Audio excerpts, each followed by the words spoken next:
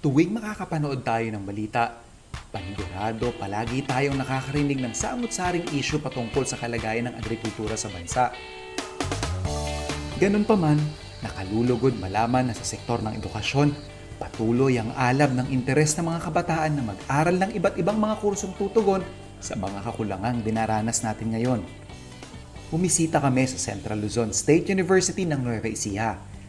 At dito narinig namin sa mga mismong mag-aaral ang kanilang pangarap para sa future ng farming industry.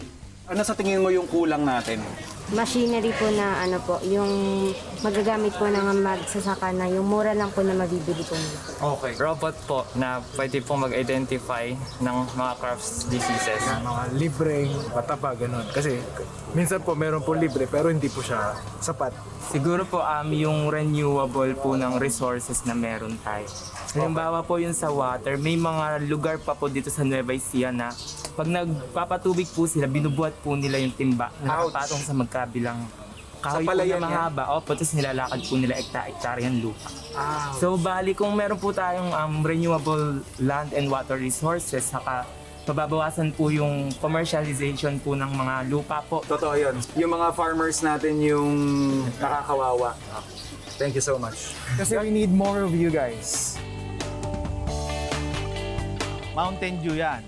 Pagkamat maraming tampok na kurso dito sa CLSU, ang pamantasang ito ay kilalang baluarte ng professional and technical training in agriculture and mechanic arts. Isa na rito ang pagkakambing. Ang sa akin lang, sir, of course, goat meat eater ang Pilipino. Yes. But anong mapapala ko kung ako'y small-scale backyard farmer kung yung aking atensyon would be geared towards dairy production? Mas magiging financially sustainable ba to para sa akin? Ang pag ni-utilize ng mga goat raisers as dairy yung ating animal, they have a source of nutrition, especially protein in the rural areas without killing the animal. Pag kinatay mo kasi noon, Yun na yun. yun na yun. Pero ito, sustainable production kumbaga ng protein, sustainable production ng protein na pwede mo siyang gatasan 7 years. And then pag hindi na siya productive, saka mo na siya katayin ulit. Sa unang tingin, mukhang madali lang gatasan ng kambing. Pero meron palang protocols na dapat sundin. So the first thing that we need to do if we're gonna try this is, well, yun nga, wash your hands. Doon sa gatas natin, so pupunasan muna natin yung kanyang udder. So wipes lang, okay lang? Opo, okay lang po wipes or kaya dry cloth o wet cloth na talagang disinfected siya. So basta po kahit anong wet wipes, basta unscented. Wait. So after po nating malinis, magkuha muna po tayo ng strip. So yung first to second strip po, tanggalin muna po natin. So 2 strip, nakaisa na po ako. So okay na po yan. So tatanggalin natin. And then, ano yun, parang latak, gano'n? Opo. Kasi sir, kadalasan yung mga unang lumalabas talaga sa May milk. dumi. Opo, talagang yun yung maraming bacteria talaga po. Tapos ma'am, ito, kailangan ninyong kumuha ng sample. Opo. So pareho pong other yung kukahanan natin.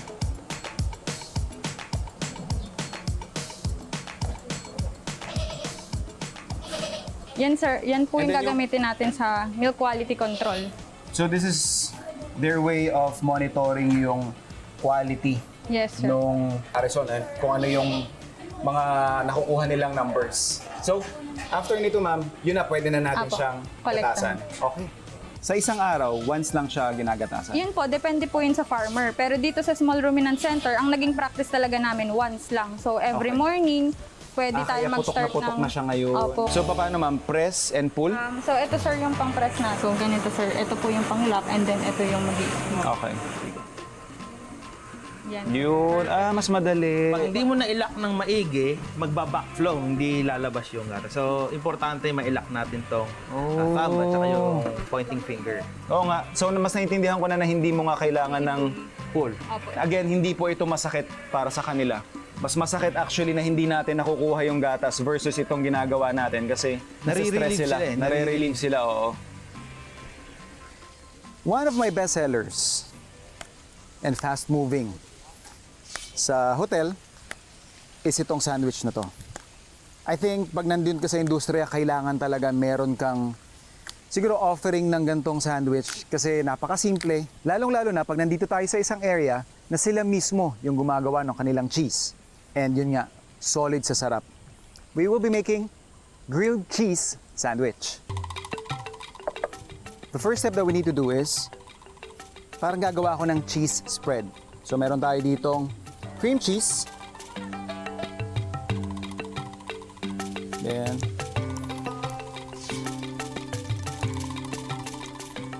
mimix lang natin to. Again, we're just making a very basic cheese spread. So I have here yung ating kesong puti and cream cheese spread. And ito yung pinaka the best dito. Yung kanilang mozzarella. So ito parang medyo kesong puti yung texture. Kakat lang natin yan ng maninipis. And then bago natin to isalang, lalagyan ko lang din ng isa pang, not the usual ingredient that you put into your grilled cheese sandwich. Meron tayo ditong cara beef tocino. Gusto ko lang yung contrast na medyo matamis siya. So parang magdadala siya ng panibagong dimension doon sa flavors ng ating grilled cheese sandwich. So we'll just top it off with some meat. So medyo salty na matamis yung tocino flavor natin. So yan, press lang natin siya. And then open na natin yung ating pan. For me, ito yung sekreto ng pagbibigay ng texture doon sa ating grilled cheese sandwich. Habang hindi pa siya totally natutunaw lahat, we're gonna add in our sandwich and make sure you mop up yung buong pan.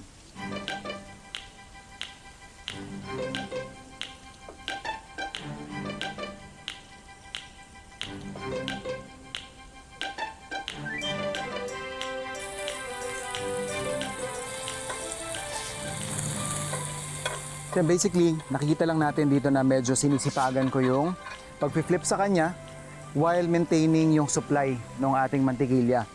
Again, that process will give us a very nice crust and yun nga yung super comforting buttery flavor niya.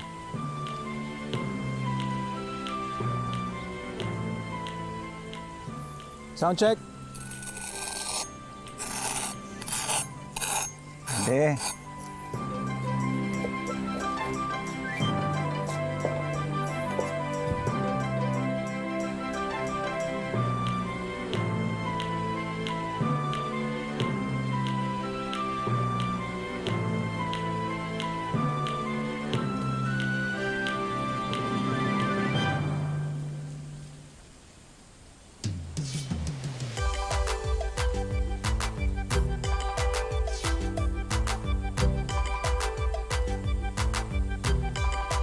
Yeah! Buti na lang akin lahat yung sandwich. Buti na lang na mag-share.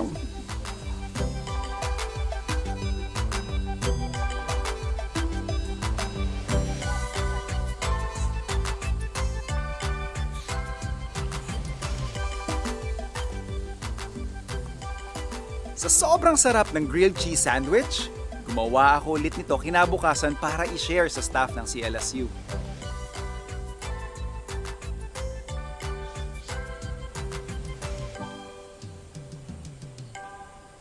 Gano'n kaya kahaba ito?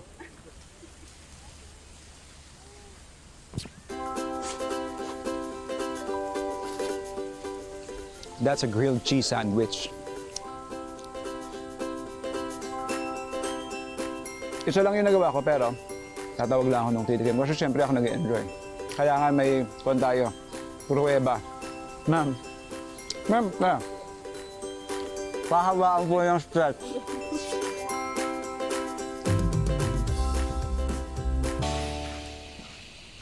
Isa pang pinagmumulan ng gatas at iba pang dairy products ng CLSU ay ang kanilang mga kalabaw. Dito sa Philippine Carabao Center, ginagatasan ng mga ito gamit ang automatic milking systems. Susi rin nilang sinusuri ang naipong gatas para matukoy kung meron itong organic material, dumi, at iba pang kemikal. Ang susunod na putahing pagsasaluhan natin, gagamitan ko ng Carabao meat na may kakaibang twist sa sauce.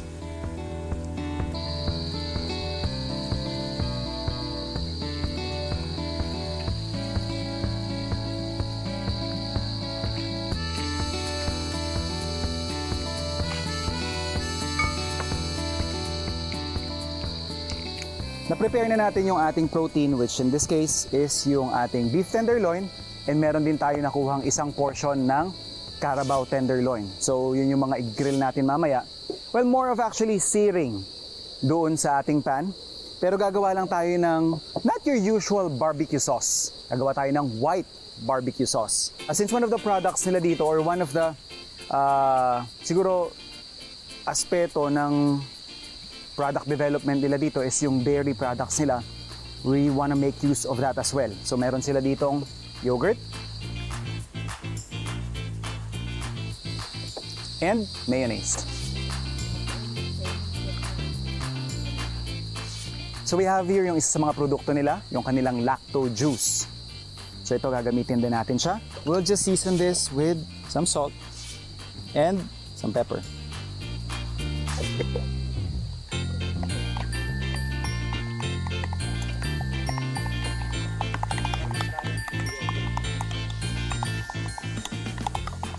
So, tikman lang natin. Okay. So magtatabi lang ako ng few tablespoons. Kasi after natin ma-sear yung ating mga meat, siya nating ipapahid while resting. Pero ito yung pinaka-marinade natin. So with clean hands, lagay lang natin yan.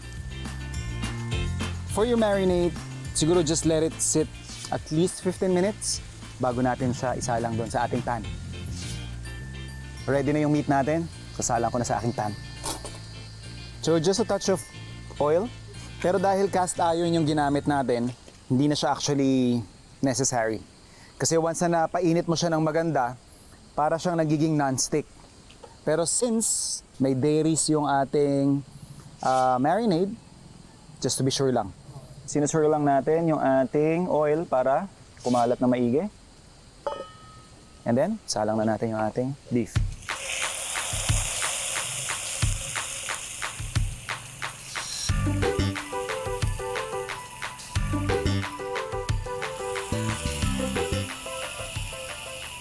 Very important tip. Pag may gantong room doon sa pan mo, specifically when you're doing steak, kung makikita ninyo, itong side na to is walang nakalapat na meat. Normally kasi, if i-flip mo siya, i-flip mo lang din siya on the same spot. But since we wanna maximize yung temperature ng buong pan, gagamitin natin yung mga side o yung mga spot na hindi pa natin nagamit kanina. So doon natin ilalapat yung ating meat. Ang mangyayari dito, pag finlip natin siya the same side, malamig tong spot na to. Whereas ito, nag-aantay lang, pwedeng-pwede natin gamitin. While these sides ay inaantay natin para umangat ulit yung temperature. So doon naman natin siya ulit i-flip mamaya. Balikan natin ulit.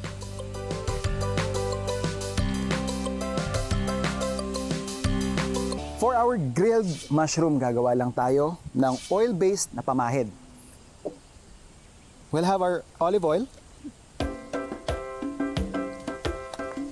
some soy sauce, and yung ating herb na fresh.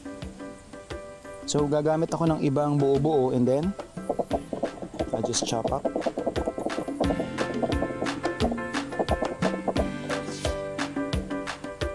And then we'll just season this with more salt and then itotoss lang natin yung ating mushroom. May sariling mushroom center din ang CLSU. At dito, matututunan natin ang iba't ibang species ng mushroom pati na rin ang tamang pag-aalaga nito. This is the commercial mushroom natin, yung oyster mushroom actually.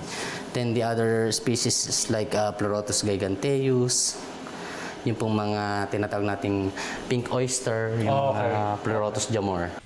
Sa mismong grounds ng CLSU, meron din kaming na-harvest na wild mushrooms. So ito sir yung kwan. According sa net, is a coral mushroom na edible. So gusto ko lang po siyang ipa-identify at pwede naman po itong pitasin, ano? Sabi nila, rule, if you're gonna forage wild mushrooms, bago mo siya i-pick, kailangan shake mo muna, tap-tap, para yung spores niya kumalat and hindi maubos, kumbaga, yung pwede pang tumubo. So yan, pipick lang natin to. So make sure na doon sa may, kung ito yung parang pinaka-stem niya, ikakat mo lang siyang pa ganon. Huwag mo nung huhukayin.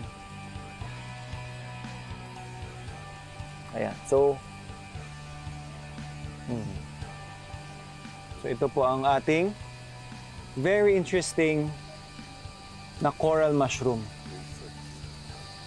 So, ito sir yung mga sample na harvestable mushrooms natin. So, in terms of harvesting ng mushroom, all you have to do is yung by your hand, hawakan mo lang siya ng buo, then i-twist mo, matatanggal na siya lahat. Dali. Ganda. Nesprayan dito lang pala yung nesprayan, ano? Yes, sir. Yung opening. Tapos ito po, hanggat may puti, magpa-flash siya ng magpa-flash. Yun po yung kampo niyan. Actually sir, ang bags natin ang lifespan niyan is around 2 to 3 months. Talaga? Yun ang average flashings na tinatawag natin or yung paglabas ng bunga is around 3 to 4 flashings. Yan. So we have here, yung galing din dito sa school.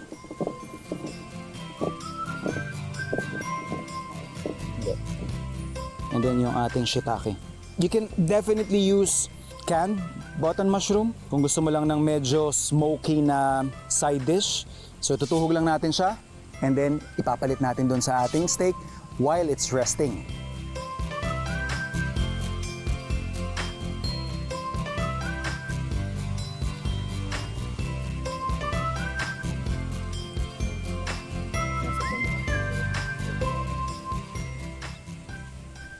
Malapit nang maluto ang ating barbecue.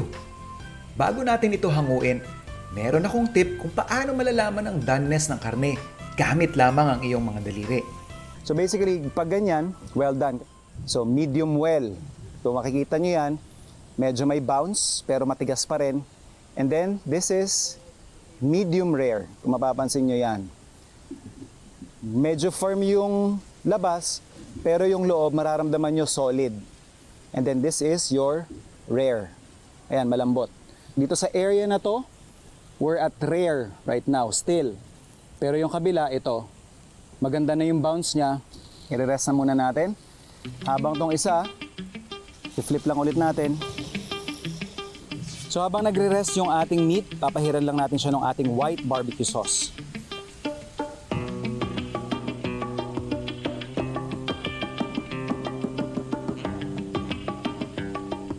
Habang nagre-rest yung ating karne, yung ating munang side dish ang ating pagtutuunan ng pansin. So yan lang.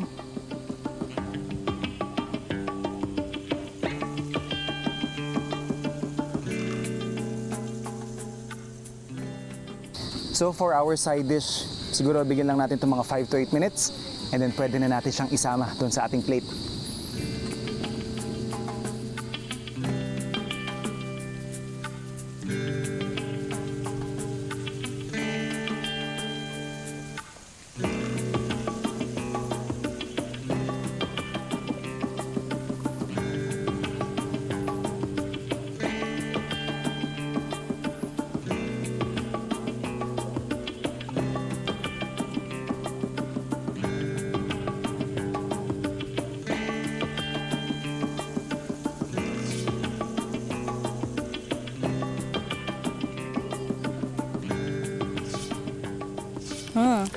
Yeah. Sarap. Sobrang dali niyang Kuyain. i-chew. Yan. Yan, kapag nakapag-rest na yung meat natin, nakikita mo yung color niya. Ano masasabi mo dun sa sauce natin, ma'am? This is a white Gusto ko siya barbecue. kasi ako kasi yung type ng person na parang ayoko na masyadong madami akong nalalasahan. So, Okay. I really like the simplicity of it. Nice. Sarap. You used to teach here. CLSU. For 3 years. Ano pong course? DevCom po. Development Communication. Madalas siyang na-associate sa mass communication, but they do have a different approach. Okay. Masscom kasi is top to bottom, but DevCom is more of like bottom up. Oh, okay. I think the best way for us to celebrate yung mga dairy products nila dito is to make a dish na nakakoncentrate dun sa dairy nila, which is yung kanilang cream cheese, kesong puti, and ano bang masarap na dish na puro keso? Cheesecake. Gagawa tayo ng no-bake cheesecake. Sisimulan natin ang cheesecake sa pinaka-base. Imbes na gumamit ng crushed biscuits, tinurog na pulburon ang gagamitin natin. So yung ating pinaka-pan, so dito natin ilalagay yung ating mixture, pero lalapatan muna natin ang ating pinaka-base. So yan, meron tayo dito mga pulburon. Normally, crushed biscuits yung nilalagay natin. But since, ayan, another product from the school, PCC's Pulveron. So kuha lang tayo ng mga ilang piraso. If you have a bowl, definitely pwede mo siyang i-mix doon. So meron tayo dito yung pulveron natin. Kakrush lang natin yan. So after natin ito makrush, you might be wondering kung paano natin siya mapagdidikit-dikit. We'll add yung ating fat, which is ating melted butter. Drizzle nyo lang yung fat. Yung fat natin would be parang magiging glue natin.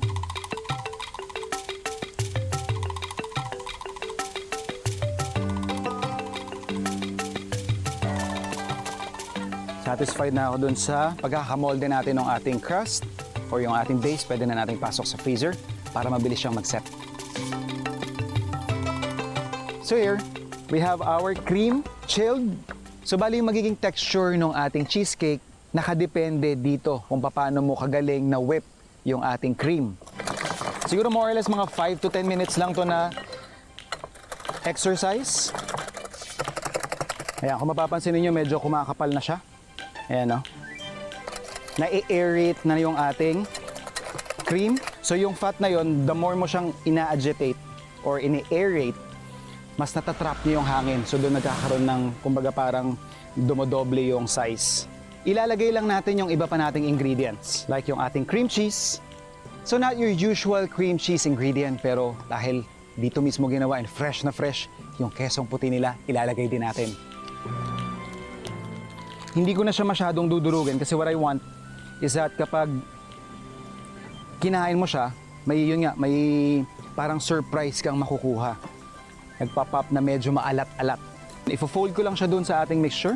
Just a teaspoon ng ating acid, which is calamansi. Ayan, so makikita ninyo, hindi lang bastang mabigat yung ating filling or yung ating mixture kasi dahil dun sa ginawa nating whipping action, nagkaroon ng body. Meron siyang certain tambok. So para siyang naka-bounce.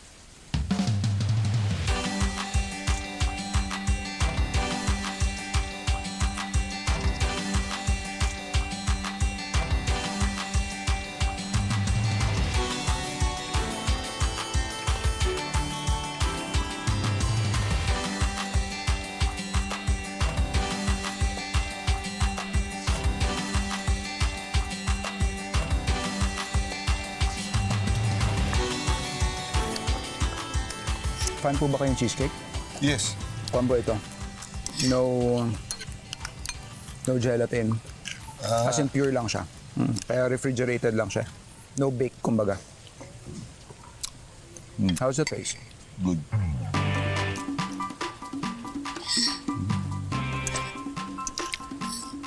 It's so ironic, no?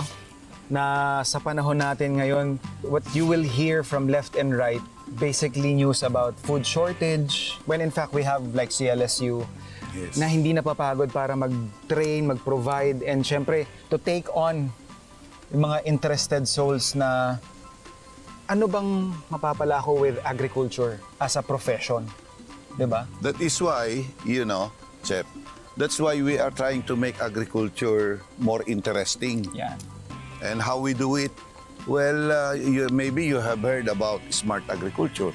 Making agriculture more interesting, and we could entice more students to go into agriculture. Because to the young generation nowadays, ayaw na nila yung pumunta sa bukid, Yun nga po mag-aararo. But Yes. they want the computer. So you can do farming with your computer with that digital and precision agriculture. With all your years with CLSU, curious lang po akong malaman yung, siguro yung pangarapan ninyo dun sa mga graduates. CLSU will always be aiming for excellence. Apo. And that we will continuously produce graduates that are work ready and globally competent, because that is the vision of CLSU. Okay. So we produce quality graduates that could serve the people, the community. But more importantly also, we want CLSU to have its impact on the community. Just like what you're doing, that the technology we develop will still go to the intended beneficiaries. Yeah. That's why your farm to table is perfect in creating the impact